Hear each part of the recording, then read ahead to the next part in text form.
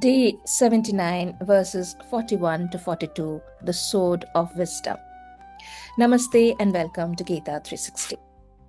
Previously, we looked at the contrast between deep conviction and chronic doubt, and how a mind frozen in hesitation can never find peace. Today, in verses 41 and 42, we reach the powerful conclusion of chapter 4 with a direct call to action. Actions do not bind those men who have renounced karma in the fire of yoga, whose doubts have been dispelled by knowledge, and who have true knowledge of the self, O Dhananjaya. Throughout this chapter, Krishna has repeatedly explained that bondage does not come from action itself. It arises from ignorance, attachment, and mistaken identification with the fruits of action. When knowledge removes these misunderstandings, the individual is no longer bound in the same way by their actions. The verse uses a striking expression, Jnana Samchina Samsayam, one whose doubts have been cut apart by knowledge. Doubt is not gradually weakened or pushed aside. It is decisively removed through understanding. The Gita describes such a person as Atmavant, one who is established in self-awareness and inner mastery, because they understand who they truly are and why they act. Their actions no longer create the same confusion and bondage that arise from ignorance. Therefore, the doubts which have arisen in your heart out of ignorance should be slashed by the weapon of knowledge, O Bharata. Establish yourself in Karma Yoga. Arise, stand up, and take action. Krishna turns directly to Arjuna in the last verse of this chapter.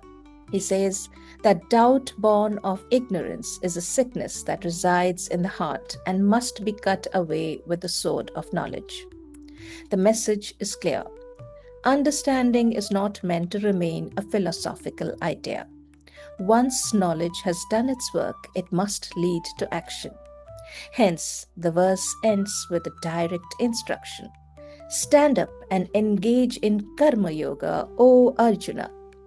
After all the discussions about knowledge, sacrifice, faith, and doubt, Krishna brings Arjuna back to the responsibility standing before him. Wisdom is not an escape from life. It is what allows us to meet life with clarity.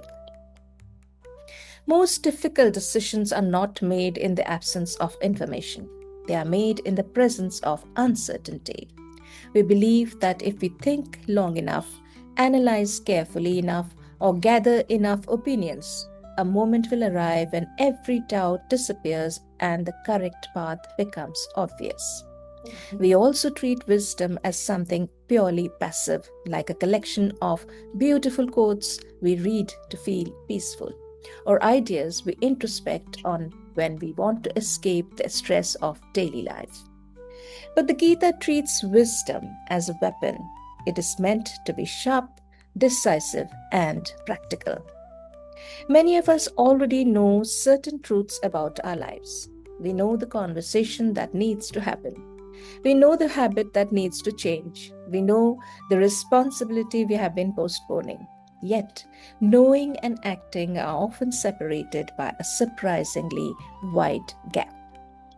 This is what the Gita has been addressing throughout these verses. Krishna is telling us that we cannot wait for the perfect day to start acting. We have to use what we know to be true right now to cut clean through the hesitation. Knowledge is valuable because it helps us see more clearly. But its purpose is not endless contemplation. Its purpose is to help us act with greater understanding. Arjuna's challenge was never a lack of intelligence. He had already thought deeply about his situation. His struggle was that doubt had begun overpowering action. The Gita ends this chapter with a reminder that clarity and action often grow together. We reflect, we learn, we seek understanding, and then we take the next step. not because every question has been answered, but because we have seen enough to move forward with sincerity. Thought of the day. There comes a moment when reflection must give way to action. Pause today and reflect. What truth do I already know but am not acting on? Thank you for joining me on Gita 360. As we close this chapter, may we take up the sword of wisdom, clear our hearts of hesitation, and find the courage to stand up and meet our lives with absolute clarity and strength.